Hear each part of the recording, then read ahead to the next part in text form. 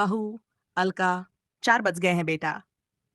रसोई के बाहर से सासू माँ की धीमी आवाज सुनाई दी और अलका की नींद टूट गई। ये उसकी नींद नहीं थी, सिर्फ एक दिन की आदत थी जो शरीर में समा चुकी थी। उसने चुपचाप आंखें मलीं, एक लंबी सांस ली और धीरे से बिस्तर से उतर गई।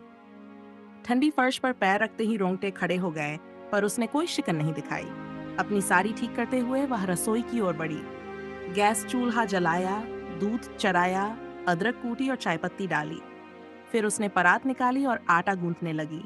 हर उंगली, हर अंगूठा, हर मसलना, जैसे वो मशीन हो जिसकी घड़ी 4 बजे अपने आप चालू हो जाती है।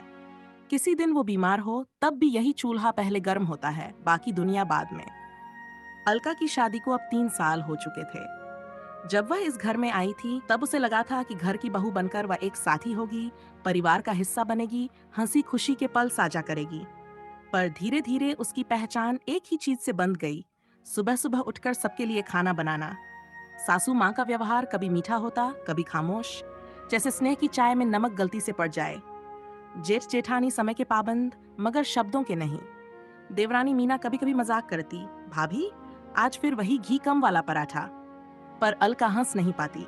वह थाली परोसती थी, पर कोई उसकी थाली में प्यार नहीं परोसता। राकेश, उसका पति, न बुरा था न अच्छा, बस एक आदत बन चुका था। वो साथ था, पर उसका साथ नहीं था। रोज सुबह चाय लेकर देती, वो अखबार पढ़ता। रात को खाना परोसती, वो मोबाइल में खोया रहता। शादी से पहले अलका ने सोचा था कि वो उसके दुख सुख का साथी होगा, लेकिन अब वो बस दिनचर्या का एक हिस्सा बन गया था। कभी कभी आटा गूंथते हुए अलका का मन मायके की गलियों में भटकने लगता। जहां माँ रसोई में कहती, तू हाथ मत लगा बेटा, आज तेरी छुट्टी है तो तेरा आराम दिन।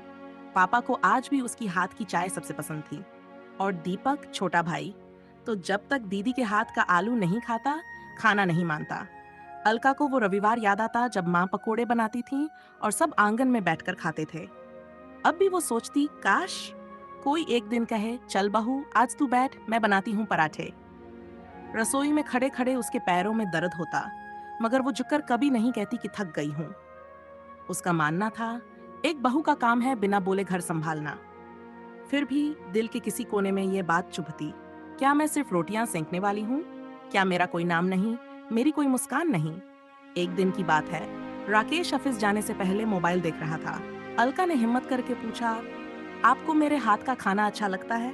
राकेश ने सिर उठाया, चौंका और बोला, हाँ खा ही रहा हूँ न रोज, अच्छा न होता तो बोलता।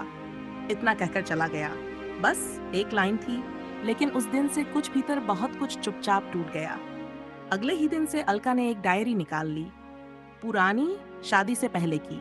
ऊपर लिखा, रसोई की बातें। आज सब्जी में नमक ज्यादा हो गया, किसी ने कुछ नहीं कहा, अच्छा लगा।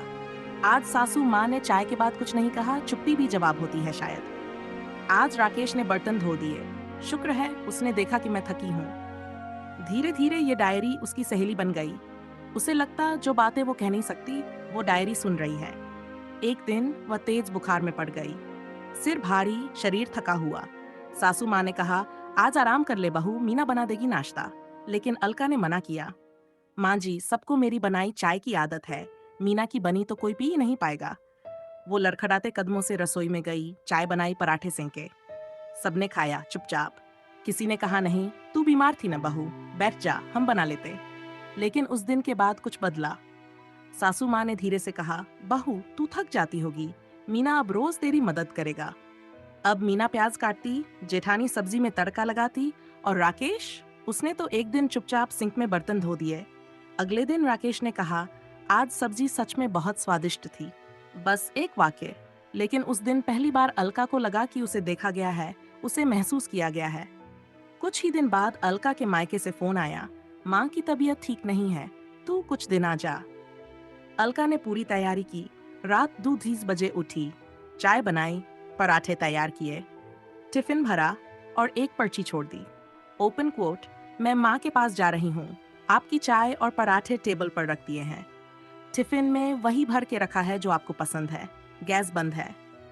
मायके पहुंचकर उसने माँ के सिर में तेल लगाया, उनका बुखार चेक किया, वही चाय बनाई जो माँ को पसंद थी। माँ की आंखें भर आईं, बोली, अब तू सिर्फ बहू नहीं रही बेटा, तू अब माँ बन गई है। अलका मुस्कुरा दी, एक लंबी, शांति से भरी मुस्कान। उसे एहसास हुआ, अब वह सिर्फ मायके की बेटी नहीं, हर घर की रीढ़ बन चुकी है।